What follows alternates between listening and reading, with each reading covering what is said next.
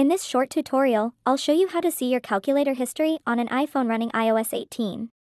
This new feature allows you to see a list of all the calculations you have performed using the calculator app on your iPhone. It can be helpful if you need to reference a previous calculation or check for any errors. To get started, open up the calculator app on your iPhone, and then tap on this button at the top left corner of the screen. Now you'll see your calculator's history. If you want to remove a specific calculation, tap Edit.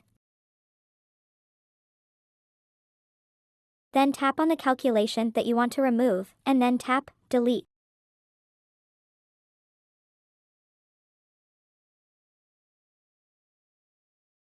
If you want to completely delete your calculator history, tap Delete All.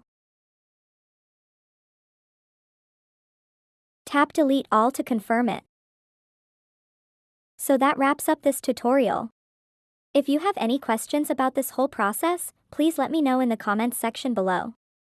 And if this video helped you out, please give it a big thumbs up and subscribe to this channel for more tutorial videos like this one.